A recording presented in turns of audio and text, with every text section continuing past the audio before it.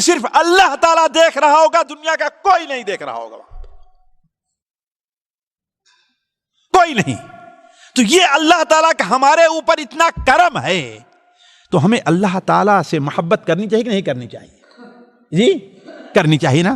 تو دوسری چیز یہ ہے، اسی لیے اللہ تعالیٰ فرماتا ہے مومنین کے بارے میں والذین آمنوا اشد حبا للہ، جو لوگ ایمان لے آئے ہیں وہ اللہ تبارک و تعالیٰ سے سب سے زیادہ محبت کرنے والے ہیں.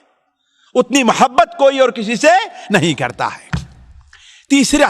تیسری بات ساتھیوں جو زیادہ قابل غور ہے وہ یہ ہے کہ ہمیں اور آپ کو اپنے اندر حیا لانی چاہیے، خاص طور پر ساتھیوں اس وقت، اور بالاخص ہمارا نوجوان طبقہ، اور اس میں بھی خاص کر کے وہ لوگ جو غیر دینی ماحول کے اندر رہ گئے ہیں. بے حیائی کی اب انتہا ہو گئی ہے ساتھیوں، بے حیائی اپنا حد پار کر گئی ہے. ہماری بچیاں جو گھر سے نکلتی تھیں تو اگرچہ ان کا چہرہ کھلا ہو لیکن سر پر دوپٹہ ضرور رہا کرتا تھا. اگرچہ چہرہ کھلا ہو لیکن ان کے جسم کا جو لباس رہتا تھا اتنا کشادہ رہا کرتا تھا، اتنا کشادہ کہ جسم کا اتار چڑھاؤ قطعاً ظاہر نہیں ہوتا تھا. ہاں ہم نے دیکھا ہے اپنے ماحول میں 5 گز کا شلوار پہنتی تھی عورتیں. کتنا؟ 5 گز. یہ ہم نے دیکھا ہے ان عورتوں کو اپنے خاندان کی. کتنا ساتھیوں؟ ذرا سوچیں آپ. جی 5 گز معمولی ہے؟ یہ کس لیے؟ اس لیے کہ چلتے اور آتے جاتے جسم کا کوئی حصہ اس پر اثر نہ ہو. اور آج تو 3.5 4 میں شلوار قمیص دونوں بن جایا کرتا ہے بس ہے کہ نہیں صحیح؟ ہم نے یہ دیکھا ہے عورتیں دوپٹہ 2.5 اور 3 گز کا پہنتی تھی، لیتی تھی. کتنا؟ 2.5 گز کم سے کم نہیں، 3 گز کا رہا کرتا تھا. اور آج دوپٹہ ذرا دیکھیں آپ. تو یہ اس ماحول کے لحاظ سے آج ہمارا نوجوان، ہمارا لباس ساتھیوں مشرقی لوگوں کا اور خصوصاً ہمارے مسلمانوں کا لباس وہ ہے جو بالکل ڈھیلا ڈھالا رہا کرتا تھا.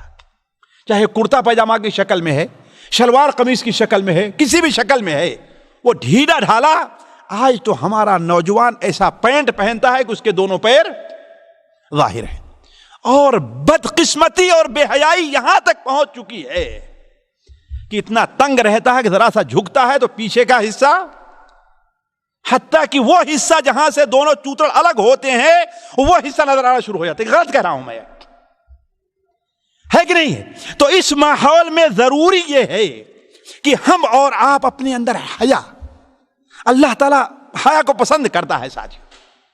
ان اللہ حیی ستیر یحب الحیاء والستر. اللہ تعالیٰ حیا کرنے والا ہے، پردہ کرنے والا ہے، اور پردہ اور حیا کو اللہ تعالیٰ پسند کرتا ہے. تو اللہ تعالیٰ کے نام حیا پر ایمان کا ایک تقاضا یہ ہے کہ ہم اللہ تبارک و تعالیٰ پر کیا کریں؟ اللہ تعالیٰ اپنے اندر حیا کا معنی پیدا کرنے کی کوشش کریں، حیا کریں ہم. اب سوال یہ ہے، حالانکہ ساتھیوں حیا کے بارے میں بھی آپ کے سامنے درس نہیں دیتا، حیا کی بڑی فضیلت اسلام کے اندر وارد ہے. حیا کو ایمان کا ایک حصہ کہا گیا ہے، بلکہ حیا کو پورا دین کہا گیا ہے. اسی لیے علماء کہتے ہیں جس کے اندر حیا نہیں ہے اس کے اندر دین نہیں ہے. جس کے اندر حیا نہیں ہے اس کے اندر دین نہیں. کیوں؟ حیا بنا، ذرا اس پر غور کر، حیا بنا کس سے ہے؟ حیا بنا جس سے ہمارے ہاں حیات یعنی زندگی کہتے ہیں، زندگی ہے نا. تو حیا اصل میں کہاں ہوا کرتی ہے ساتھیوں؟ حیا کا اصل جذبہ کہاں ہے؟ ہمارے ہاں لوگ کہتے ہیں کہ آنکھ میں حیا ہے. آنکھ میں حیا نہیں ہے. حیا اصل انسان کے دل میں ہے کہ نہیں؟ جب دل میں حیا ہوتی ہے تو اس کا اثر آنکھ پر بھی ہوتا ہے اور چہرے پر بھی ہوا کرتا ہے۔ تو گویا جس کے دل میں حیا ہے اس کا دل زندہ ہے، اور جس کے دل میں حیا نہیں ہے اس کا دل مردہ نہیں ہے، اور جس کا دل مردہ نہیں وہ مسلمان کون سا ہے؟ اسی لیے نبی کریم صلی اللہ علیہ وسلم کی ایک حدیث ہے کہ آپ نے بیان فرمایا هو الدین کلہ، حیا پورا کا پورا دین ہے۔ آج بڑا تعجب ہے کہ مسلمان جو دنیا کی قوم کی سب سے حیادار قوم مانی جاتی تھی، سب سے حیادار قوم مسلمان تھی، اور اس کی وجہ یہ ہے کہ ہمارے نبی صلی اللہ علیہ وسلم نے ارشاد فرمایا ہے، سنن ماجہ کے اندر روایت ہے، ہر دین کے اندر کوئی ایسی عادت ہے جس سے وہ دین پہچانا جاتا ہے۔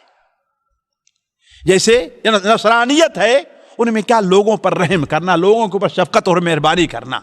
اسی لیے دیکھیں ہندوستان، پاکستان، بنگلہ دیش، پورے علاقے پر انگریزوں کی حکومت تھی، کوئی چھوٹا بڑا شہر نہیں ہوگا جہاں پر انہوں نے ہاسپٹل نہ بنایا انگریزوں نے، ہے کہ نہیں ہے؟ تو یہ ان کے نشان امتیاز تھا، اور آپ نے فرمایا وَخُلُقَ الْإِسْلَامِ الْحَيَاءُ، اور اسلام کا جو چلیے اعلیٰ درجے کا سب سے خلق ہے جس سے مسلمان پہچانا جاتا ہے، وہ کیا ہے؟ حیا ہے۔ وہ کیا چیز ہے؟ حیا ہے۔ تو حیا کو اپنے اندر پیدا کرنا، حیا کے بارے میں، اصل حیا ہماری فطرت میں داخل ہے ساتھیوں، لیکن کیا ہے؟ ماحول نے اسے بگاڑ دیا ہے۔ آج ہمارے بہت سے بچے ماحول سے متاثر ہو کر کے وہ لباس پہنتے ہیں، اور انسان کیا ہے؟ عجیب بیوقوف ہے انسان، پڑھا لکھا ہے لیکن جاہل ہے۔ ذرا دیکھیے، آج سے 5-15 سال 10 سال پہلے اگر کوئی آدمی آدھے ٹخنے، آدھے پڈلی اور ٹخنے تک کا کپڑا پہنے تو اسے لوگ کیا سمجھیں؟ اچھا سمجھیں گے جی؟ اور آج فیشن ہو گیا ہے کہ نہیں؟ آج آدھے ٹخنے، گھٹنے تک یا آدھی پڈلی تک کپڑا کیا ہے؟ ہمارے بچے پہن کر کے ٹہل رہے ہیں، ہے کہ نہیں؟ تو ہم کیا ہے؟ ذہنی طور پر غلام کس کے ہیں؟ اللہ کے دشمنوں کے غلام ہیں، ہم دین کے دشمنوں کے غلام ہیں۔ ہم نے یہ غلامی کیوں لی ہے؟ اس لیے کہ ہم نے اسلام کو چھوڑا ہے، اور اللہ تبارک و تعالیٰ پر ایمان ہمارا کمزور ہے۔ علی کل حال دوسری چیز یہ ہے کہ ہمیں حیا، اپنے اندر حیا کی صفت کو اجاگر کرنا چاہیے۔ اب سوال یہ ہے کہ سب سے زیادہ ہماری حیا کا حقدار کون ہے؟ اسی لیے ساتھیوں بتا دوں، اللہ کے جو بندے اللہ کے جتنے قریب ہوتے ہیں انہیں اللہ تعالیٰ سے اتنی زیادہ حیا آتی ہے۔ اسی لیے انبیاء علیہ السلام کو سب سے زیادہ حیادار ہوا کرتے، انبیاء علیہ سب سے زیادہ حیادار ہوا کرتے تھے۔ حضرت آدم علیہ السلام سے مستدرک حاکم میں ہے، جب غلطی ہوئی، جس درخت سے اللہ تعالیٰ نے کہا تھا کھانا، اس درخت کا پھل نہ کھانا، اس کو کھا لیا، تو درخت کھائے کہ پورا کپڑا کیا ہے؟ وہ جھڑ گیا۔ اب بھاگ رہے ہیں، شرم آ رہی ہے، بھاگ رہے ہیں، ادھر جا رہے ہیں، ادھر جا رہے ہیں، لیکن جس کو اللہ پناہ نہ دے کوئی پناہ دینے والا نہیں ہوتا۔ بھاگ رہے ہیں، اس درخت کا پتا لے کر کے اپنے سامنے لگاتے ہیں، اس درخت کا پتا لے کر کے اپنے پیچھے لگاتے ہیں، لیکن کوئی پردہ ان کو مل نہیں رہا ہے۔ یہاں تک کہ اللہ کے رسول صلی اللہ علیہ وسلم حدیث ہے کہ لمبے تھے، چونکہ ایک درخت کے پاس سے گزرے، اس کی ٹہنی سے سر ٹکرایا اور ٹہنی نے ان کے سر کو پکڑ لیا، حضرت آدم علیہ السلام کو۔ وہ کہہ رہے اے درخت مجھے چھوڑ دے، اے درخت مجھے چھوڑ دے۔ درخت کہتا ہے تو اللہ سے بھاگنا چاہتا، تجھے چھوڑنے والا نہیں ہوں میں۔ درخت نے چھوڑا نہیں۔ پھر اللہ تعالیٰ نے آواز دی کہ اے آدم کہاں بھاگ رہے ہو؟ کہا اے اللہ تعالیٰ مجھے آپ سے شرم آ رہی، میں بریلا ہو گیا۔ تو انبیاء علیہ السلام چونکہ سب سے زیادہ ان کا ایمان قوی ہوتا تھا، ہمارے نبی صلی اللہ علیہ وسلم، صحیح بخاری میں ہے ساتھیوں کہ حضرت عائشہ بیان فرماتی ہیں کہ اللہ کے رسول صلی اللہ علیہ وسلم تہجد کی نماز میں اتنی دیر کھڑے ہوتے تھے، اتنی محنت کرتے تھے کہ آپ کے پیر سوج جاتے تھے.